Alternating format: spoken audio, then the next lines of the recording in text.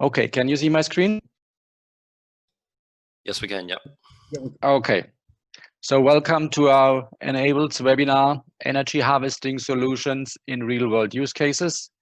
So here's the outline we want to follow with the two accompanying speakers, Mike Hayes and Peter Haidt from Tyndall. At first, I give a short introduction about the Enables project, and then I talk a little bit about the energy harvesting application devices and potential output powers. And in the rest of the webinar, we want to introduce different real-world use cases of energy harvesting solutions. We will talk about industrial sensors. We will talk about sensors in smart city applications. We will introduce container tracking systems, an application in concrete structural monitoring. We will introduce a use case of smart wound care.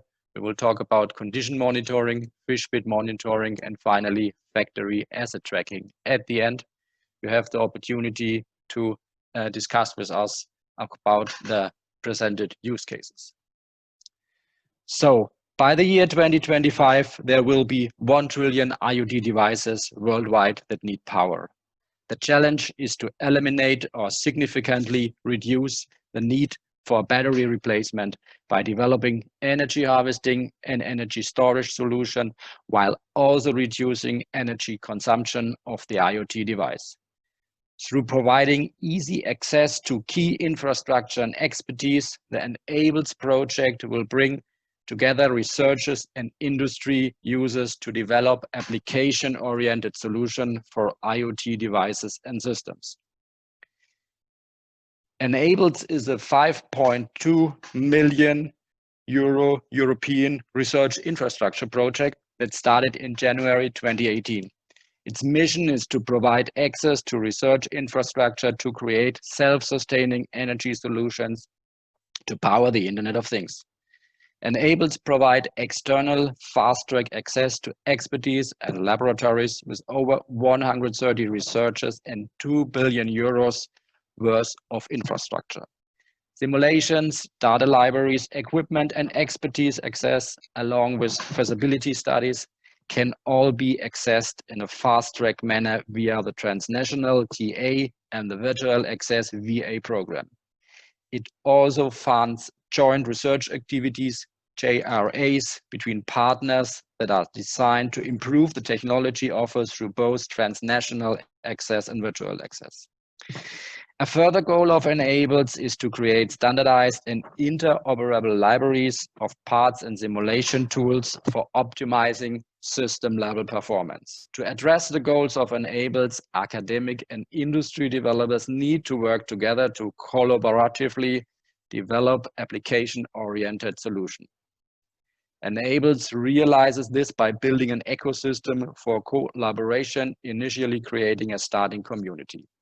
Transnational access funding is there to facilitate free of charge access by the external user community to expertise and infrastructure of the Enables partners. A typical transnational access project is in the order of 10 to 20 days of work and can be, for example, an initial feasibility study, a device characterization, or a field test. Transnational access is complemented by joint research activity to facilitate international collaborations between the Enables partners. There are also networking activities to establish collaboration between the stakeholders and accelerate the development of application-oriented power IoT solutions. The JRA tasks aim at pushing the state of the art, as well as providing all the data and measurement methodologies necessary for benchmark specification and template standards. The activities comprise the technology pillars of energy harvesting, energy storage, power management, and system integration, and are strongly interrelated. Enables provides fully funded access to key European infrastructures for powering the Internet of Things. It is open to industry and academia. This collaborative approach will help bridge the gap between capturing ambient energy supplies from energy harvesting sources, integrating new devices for energy storage, and developing micro power management solution for miniaturized system integration. Now you might ask, how do I apply for access? actually a very simple online service for applying transnational access is available through the Enables website. So this was the presentation and the information about our framework project Enables. And now we're coming to the topic of the webinar today, which are energy harvesting solutions in real-world use cases. So the challenge in energy harvesting is actually to collect and make use of even smallest amounts of ambient energy to power short actions. Typical application devices of energy harvesting systems are, for example, sensors. These might be very simple sensors like a temperature sensors. That might also be more sophisticated sensors like, for example, CO2 sensors or gas sensors or humidity sensors. Another important application device of IoT systems are wireless transceivers. Here you can distinguish between short-range communication systems and long-range communication systems. Even cellular communication systems, for example, UMTS or LTA systems, can be powered by energy harvesting, and even satellite communication systems. Another very often used application device of self-powered systems are localization modules, which use GPS signal to measure the position of your asset, of your object, or of a person. Other application devices might be actuators. These might be valves or vents or even door locks. Another application device often used in energy harvesting systems are displays and even light, either for signaling or for lighting. Certain areas are powered by energy harvesting. On the picture on the right upper side, you see the typical operation mode of energy harvesting system, which means you collect small amounts of energy for a certain amount of time, and if you have enough energy available, you can power short action. The table shows you just an idea of the typical power consumption of commercial available communication wireless radio systems like Wi-Fi, Zigbee, or Bluetooth. You might see Wi-Fi is very power hungry, but it has a large bandwidth. Zigbee or Bluetooth have less power requirements. A very important fact in energy harvesting and in IoT systems is the fact that the mean power consumption is always depending on the activity. So the more often your system is waking up and doing something, the higher is the mean power consumption. And this is very interesting for energy harvesting because you have to cover the power consumption with energy harvesting. Another important fact is the biggest contributors to that mean power consumption are most often the wireless communication modules. Here on the table, you see the power consumption of a GPS tracker with a cellular UMTS connectivity. We've shown here 4 different modes, and these modes differ according to the number of activities they are doing during the day. So mode 1 measures only 2 positions per day and has 1 UMTS transmission per day. We have a mean power of 2.5 milliwatts. But if you want to do that more often, so measuring at the position every hour and transmit the data every hour, of course, you end up with a mean power consumption of 17 milliwatt. And of course, you need much larger solar cells, for example, if you use solar power to cover that power consumption. Finally, as a last slide in my introduction, here's a very interesting table from my colleague Steve Grady, and he has just summarized different kinds of energy harvesting technologies, their challenges, their typical voltages and impedance, and their typical output power, and also an idea of the potential cost. Of course, solar cells are most obvious. You can buy components off the shelf and they are easy to install as long as you have enough light available and you do not have to cope with any dirt or dust. Thermal harvesting is also very popular, but here you have to cope with very low voltages and the components are not that cheap as in light energy harvesting. A little bit more challenging is vibration and mechanical energy harvesting. Here you can use piezo material, electrodynamic generators or electrostatic generators. And finally, if you have RF or inductive fields in your application, you can use also these fields for energy harvesting. So the first use case I like to present here in this webinar is the use case of industrial sensors. The motivation for this use case is the fact that the maintenance and downtime of a machine, of an engine, or even of a plant can add a serious amount of cost to this application. So identifying problems and predicting possible failures can avoid this downtime. If we are able to do a maintenance before the failure occurs, it can be a serious advantage of this kind of technical equipment.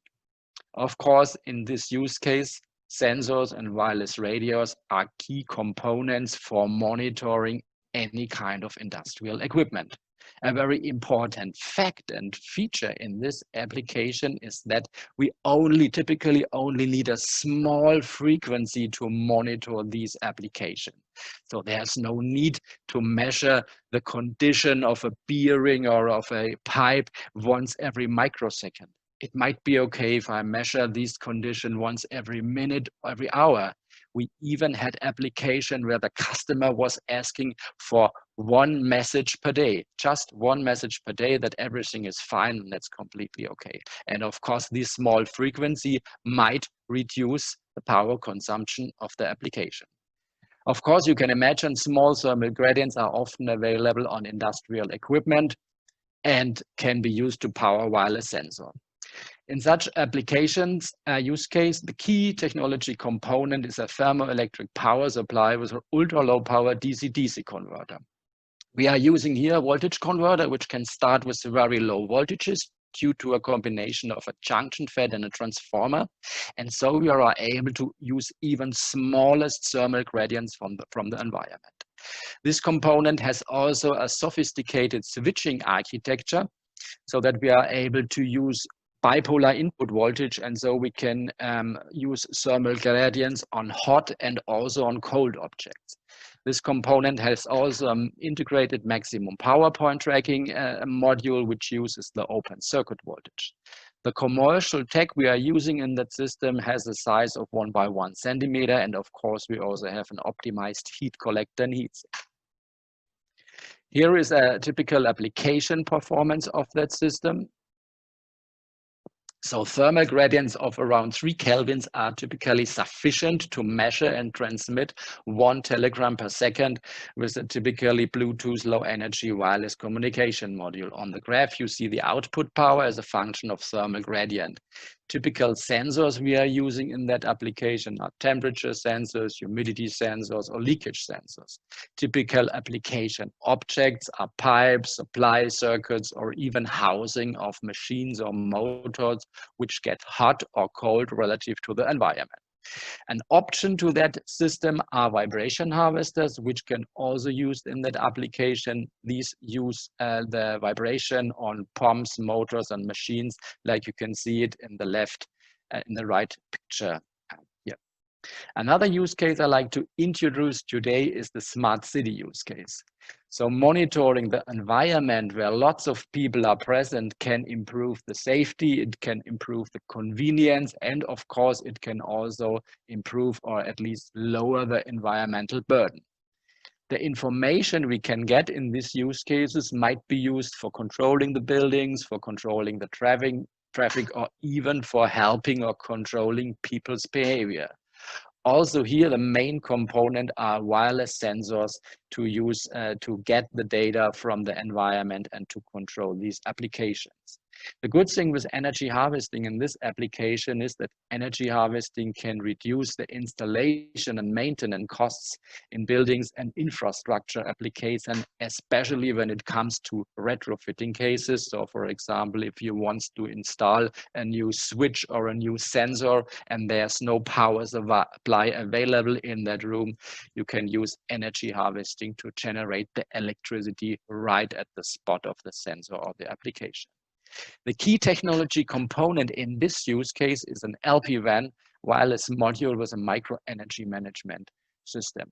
LPWAN means we have a low power wide area network communication, so we can communicate over a larger coverage like 10 or 15 kilometers, but this system uses only a small amount of energy.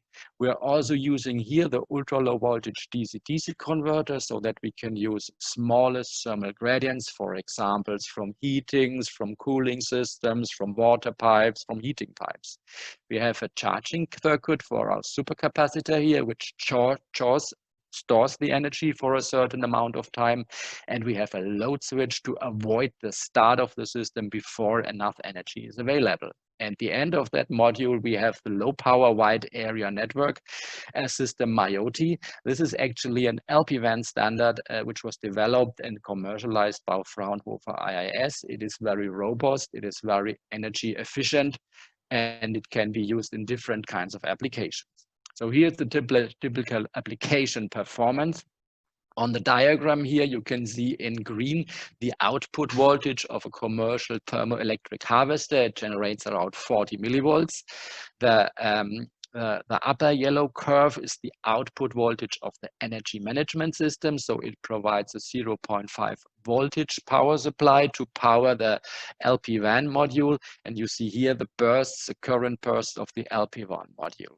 So this LPWAN enables the remote monitoring of various applications with self-powered wireless sensors over distances up to 50 kilometers. So for example, if you want to use temperature, a thermal gradient of 3K in a size of 70 cubic centimeter is enough to power the system and to send one telegram every 15 minutes. If you want to use vibration, you need around 250 milli-Gs of vibration at a frequency of 60 Hertz. If you want to use light, 500 lux, so this is the typical office light, are sufficient if you're using a solar panel of 9 square centimeter, and that generates enough power to power up this LPWAN system once every 15 minutes. The final use case I like to introduce today is the use case of tracking systems. Tracking systems have various and huge application fields presently. Their aim is to localize expensive goods, assets, vehicles, animals, even persons.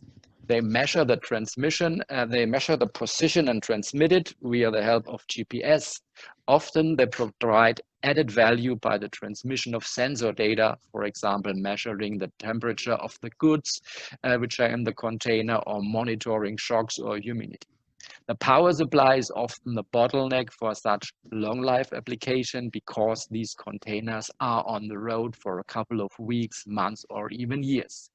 Energy harvesting is a perfect solution for this application because it can charge the battery in these tracking systems during operation, and so it can enable unlimited runtimes. The key technology component in that use case is a multi-source energy management module. This multi-source energy management module has 3 voltage converter combined so that we are able to use power from thermal gradient, from solar, and from vibrations with the help of electrodynamic generators. In this multi-source energy management, we can also monitor a battery or a capacitor, and we are able to control the application. So for example, the sensors and radio, depending on the energy parameters. Excuse me, can you please mute your microphone? That's why you have less ripples, that means you have less Hello? variation, that means. Thanks. So the multi-source energy management increases the potential power in this application, and so it also increases the performance in these higher power application. So finally, here's just a idea of the application performance. So as I mentioned in the beginning, the power consumption is always depending on the position update and on the transmission rate. So here's again this table with the mean power consumption depending on the positions we measure per day and depending on the communications or connections we have per day. On the final right column, there is the solar cell area which we need to cover that power consumption. Of course, we consider the nighttime with an additional battery which is charged during daytime. On the picture on the lower right side, you see the output power of different commercial available vibration harvester as a function of the train speed. So you can see here, you can also get a serious amount of power from vibrations in that use case. So any kind of options for that application performance would, for example, be environmental monitoring, detecting of shocks, geofencing. We use that module even for verification of energy harvesting scenarios, so that we just measure the power in a certain application and estimate or verify if this application is suitable for energy harvesting or not. With this slide, I'm finished with my use case, and I like to ask Mike to take over the control. Let me try and get into slide mode. Okay, so thanks for that, Nicholas. So yeah, I'm going to talk about 3 use cases here. The first 2 are actually funded by the Enables Transnational Access project. The third one is based on a project that we did in Tyndall, an EU project a year or 2 ago. So the first one I'm going to cover is related to one of the most common use cases that we see for powering IoT applications, and that is structural monitoring. In this case, the monitoring of concrete within structures. So the motivation behind this is that, as we all know, concrete is a very commonly used material for buildings, civil structures, tunnels, roads, and so on. And very often these structures have steel embedded into these.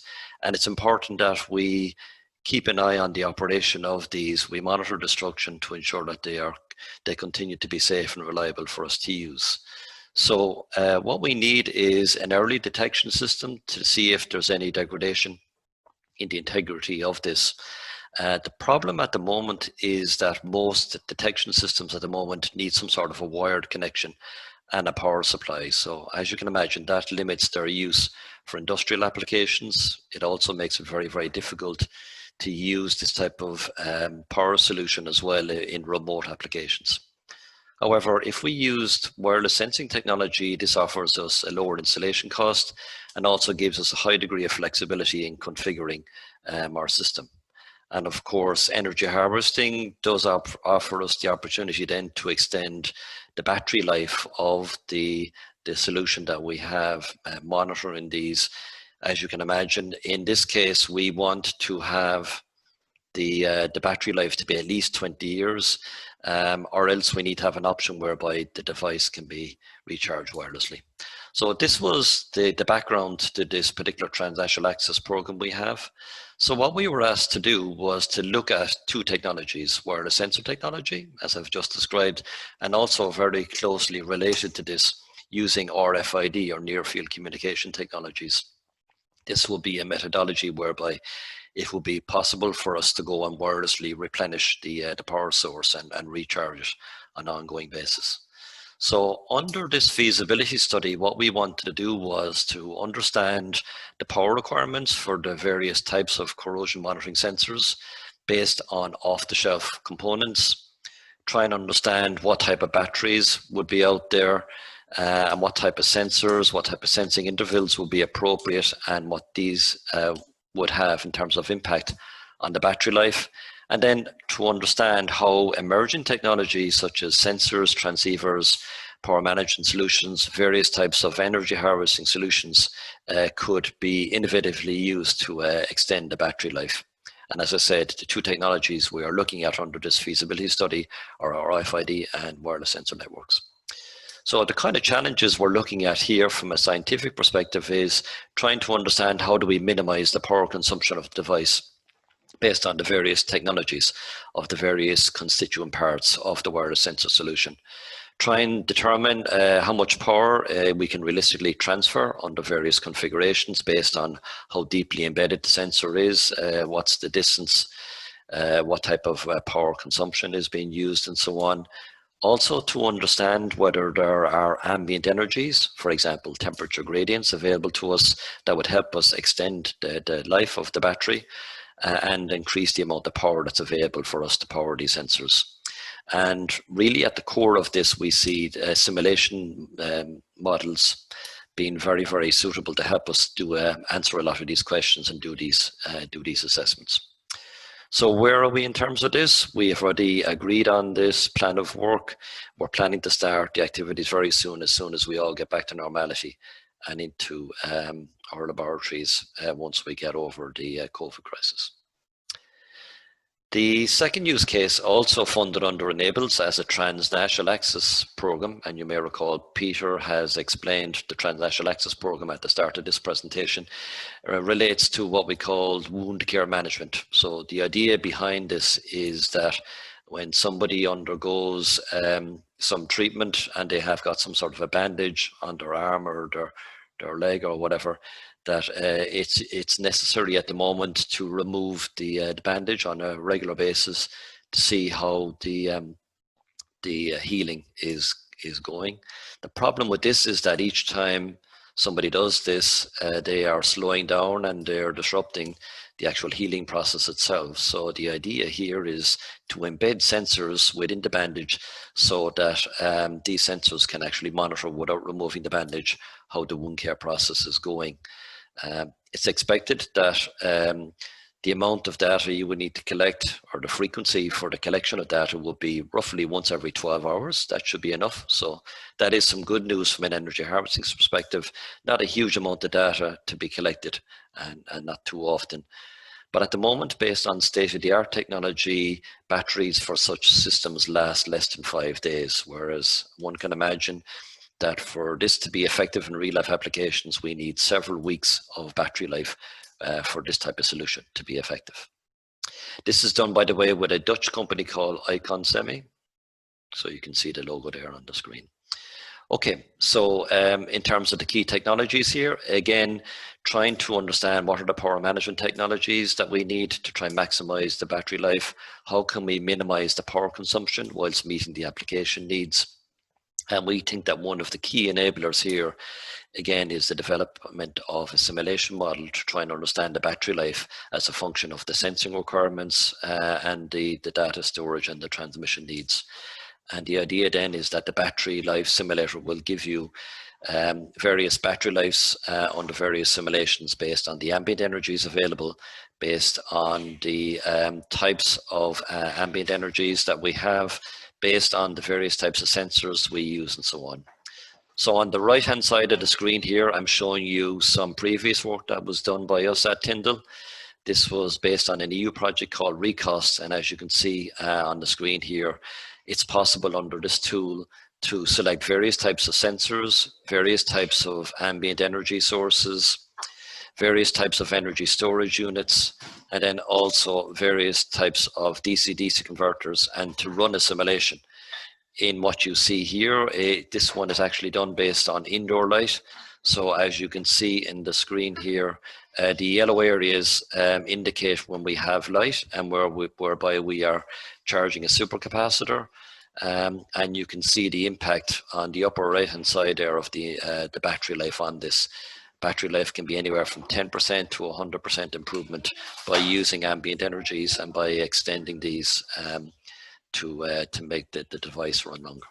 So that's the intention under this particular use case, developing simulation models, doing some metrology to characterize the power consumption on the various modes, and try and understand to what extent battery life can be improved.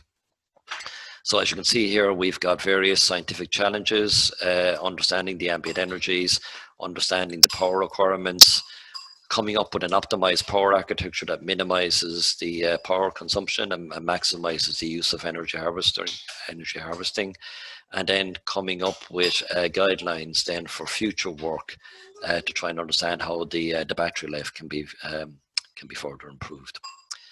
As for the previous Transnational Access Program, this was approved recently, so we have a work plan agreed. We've planned to start activities very soon once we get close to normality and getting more of our people back into our laboratories.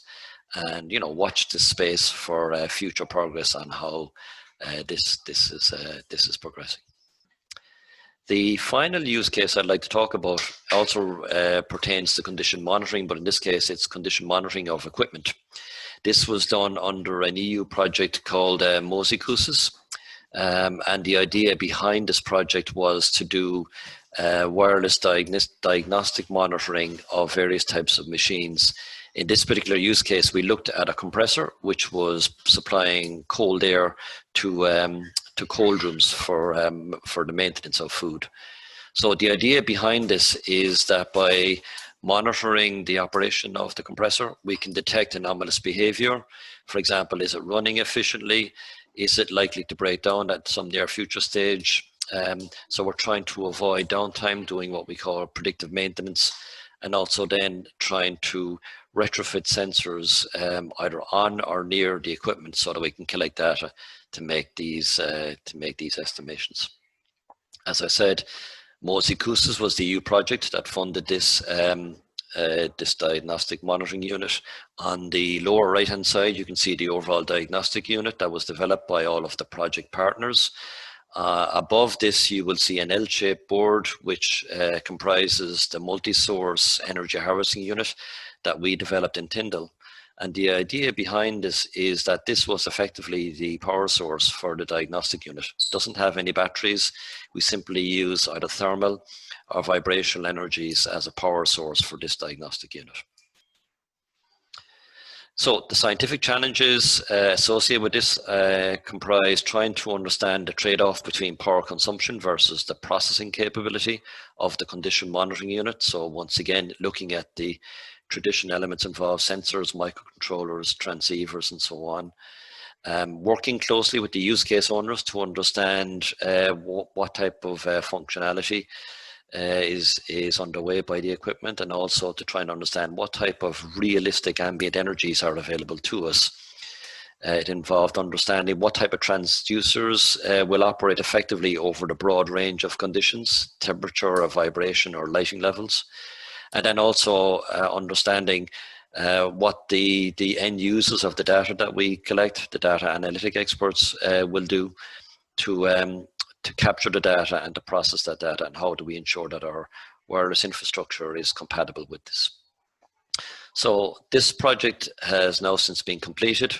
We did show by the end of the project that we were able to harvest over 2 milliwatts of energy based on thermoelectric energy from the compressor, and also vibration energy.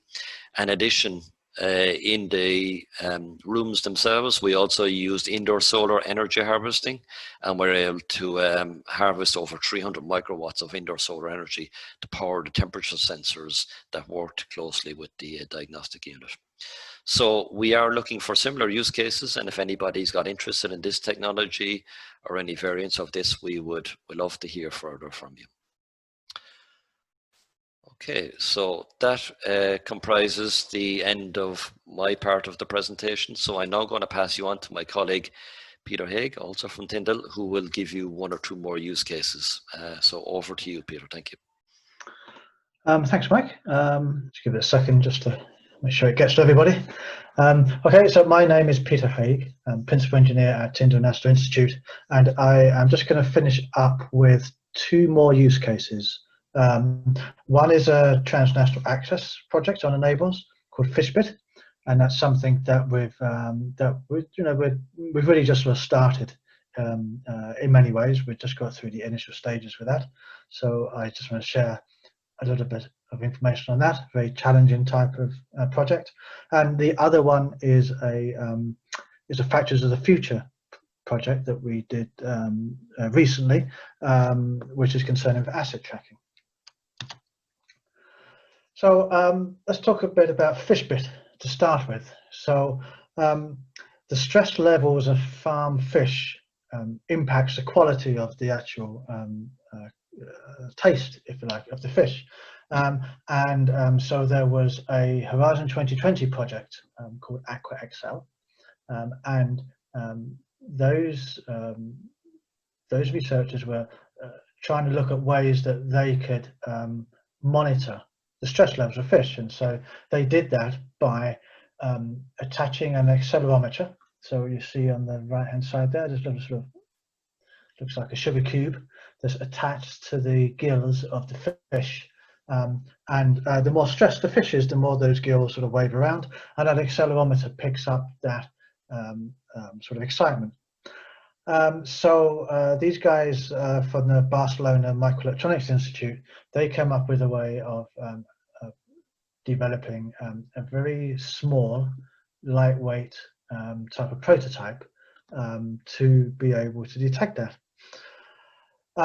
So that project's moved on, and now they want to explore the possibilities of commercializing that. But to be able to do that, it needs to be made a bit smaller, a bit lighter, and the battery needs to last a bit longer as well.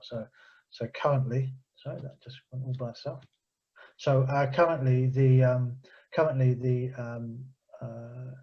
it's 6 hours is the continuous data recording time, and they want to move close to 24 hours. And so our role in this project was to assess the design and try and figure out ways of being able to extend the battery life. Okay. So first thing we need to do is think about sort of what's already there, you know. And so what's already there, as you can see, is basically a small embedded microsystem which incorporates an accelerometer and a high performance lithium-ion battery, which is this device here. It's a low power NXP microprocessor with some RAM and a bit of flash in there, and RFID tagging device. And the packaging is very important because it needs to be small and lightweight, and this is where it is at the moment. And the future generations need to be smaller and lighter. So this is a significant challenge in that improving the battery lifetime and making something smaller with something that's already really, really small is quite hard, because obviously, like, the amount of energy you can store tends to be quite closely related to size. So we can't really increase the size of the battery, this type of stuff. But, you know, there could be things that we could do. For example, there could be system type of things that we could do. For example, we will probably look at, can we change the sampling rate of the accelerometer? Is there something that we can do to take less data so we consume less power? So it's not always about being able to store more. Sometimes it's about, can we figure out ways to consume less to extend the lifetime of the battery? So so the key tasks and challenges really are that we need to improve that battery lifetime. As I just said, energy storage in small form factors is hard, and so as I mentioned, looking at the system parameters to try and reduce the power consumption is going to be important here, and also, can we incorporate some sort of ambient energy harvesting? Well, you can imagine that in this particular application, this is going to be very challenging. And so there may be a tiny bit of vibration that we can harvest, but it is going to be very, very difficult. So the approach that we take on this type of project is that we start with a paper study. We figure out what the design already is. We review the design documentation. Then we bring in the bench testing. Especially microprocessor-based projects, it's actually quite difficult to get an accurate assessment of where the power is being consumed, how it's being consumed. So we need to bring the thing into test it. We've got power analyzers to be able to do those sort of tests, and that's the stage that we're just sort of up to now. Yeah. And then from that, we can break down the power consumption, figure out where the energy losses are, and look for the opportunities for improvement. And then the last stage will be with all that information, a feasibility study to give the guys in Barcelona some clues. So this keeps moving on me. Apologies for that. Would be to give the guys some clues as to exactly how they could extend the battery life and this type of stuff. So as I say, at the moment, we've just finished a paper study. So move on to the second project. That's a Factories of the Future project under a project called Composition, Horizon 2020. And in this particular project, our partners were Boston Scientific. And what they wanted to do, they wanted to identify the location of assets. Okay, so they've got various test jigs, or they've got test equipment and test fixtures and that sort of stuff. And it's a very, very large factory, and they waste a lot of time trying to find stuff so they can go and calibrate it. Okay, And so they wanted to be able to have a way of being able to electronically find those assets. And so the solution that was implemented here was a proximity-based solution. So, and that proximity-based solution was based on BLE. And so with any proximity type of solution, it requires a whole bunch of fixed transmitters called beacons. And basically your asset decides whether it's closer to this beacon in location A or this beacon in location B. And so it's as simple as that. Which beacon am I closest to? I know the position of the beacon, and so that's approximately where I am. In a large factory like that, they just really need to know approximately where things were. So this is a really good solution. But in a large factory, this... Do you have a Spießen template? Spießen. Sorry? Send to me. You call it Spießen? I think there's somebody needs just to mute themselves there. So so of course in a large factory there can be hundreds of these beacons, these fixed beacons, and the overhead and cost in being able to replace those batteries is quite significant. And so we're interested in figuring out how we could improve the battery lifetime. And so the first thing we did is to assess the beacon active power. And so here we can see that the beacon is actually transmitting advertising packets. So we could figure out the sort of the energy profile of this. This is an off-the-shelf system, so we unfortunately couldn't adjust the timing interval of that to improve things. So we had to use what we had there. Then we analyzed the available ambient energies and figured out how much energy that we had available to us. And then from that, we were able to design a PV cell based prototype board, which is able to increase the battery lifetime from about 260 days to about 550 days. And so these plots here are some simulations that we did on the supercat voltage to be able to optimize the performance as best we could.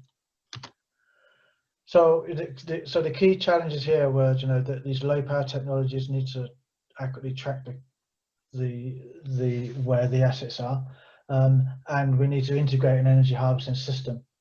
So going forward, what we need to do would be able to sort of improve the performance of this particular things.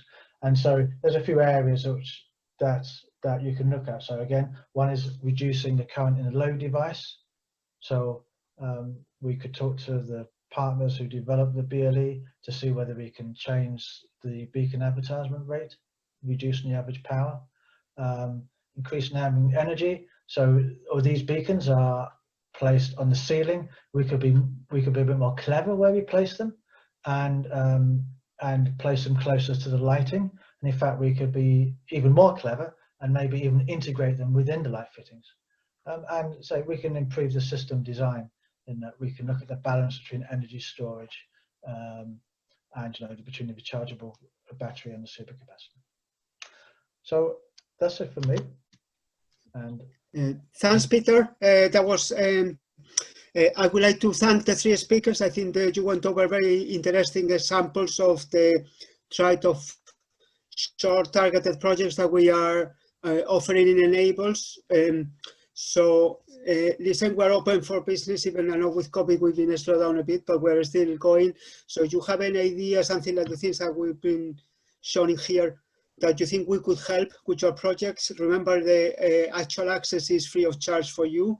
So we can discuss, find out how we can help you and go ahead with the project. So thanks again to the speakers. Obviously, thanks to the attendees. A good number of you stayed for most of the talk. That is normally quite hard. So what we're suggesting here is to have now a Q&A session. So if anyone has any questions, you can submit them either using the chat or please turn on your microphone and ask the questions to the speakers.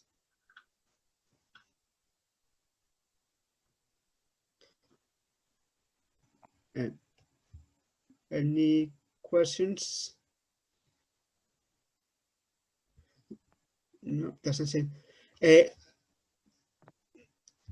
Actually, one of the questions that we got online when people registered is, I asked the three speakers to see, is not a specific or any one of the examples you've shown, but they were asking is, what is stopping, like now there's all these technologies and all those ideas, but they were asking what you think at the moment is the biggest challenges for energy harvesting to go on a larger scale of usage of distribution, and on a larger scale, I suppose, of larger volumes of power. So could you have any comments on that? What could be at the moment the biggest challenge on the technologies to move forward to make energy harvesting more present?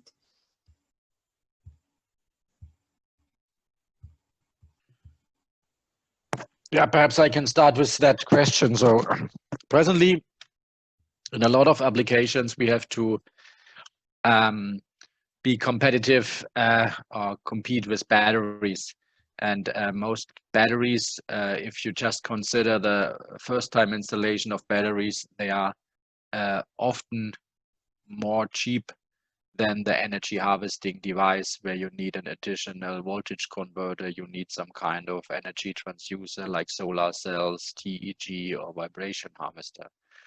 Of course, if you consider not only the first time installation cost, but also the costs over the whole lifetime of the product, so including the recharge or replacement operations, the maintenance, that of course you get a much more competitive cost estimation if you have a look at energy harvesting. But presently on a lot of application, it's the costs or it's the availability of the devices. So solar cells are of course available on the market. You get also additional power management chips. You get somewhere thermoelectric harvesters, but if you want to use vibration harvesting systems, it's much more difficult to get commercial products off the shelf. So this is presently the main hurdle in energy harvesting. Thanks, Peter. Are there any other questions from any of the audience? Listen, there's no point if I think we'll leave it like that. So if anyone has any questions, you can email them to me online. You have my email from the registration, so send it to me and I'll forward it to the speakers and I will try to respond to your queries. This webinar has been recorded, so also be available to watch offline in another day or two. So I'll send you the link over the next few days once it's uploaded. And I would just like to finish with, I think Peter has put there the announcement for, there'll be a webinar next week again, same time next week on the 29th of July. This one is very different. Instead of looking at the actual applications, it's looking at enables also offer access to vibration databases and to simulation tools. So both Francesco and Alex will present in their data and their simulation tools, and hopefully will be of interest to you. So again, if you have registered already, we'll hopefully see you there next week. If you haven't registered yet and you're interested, please go to the same website and register for the event next week.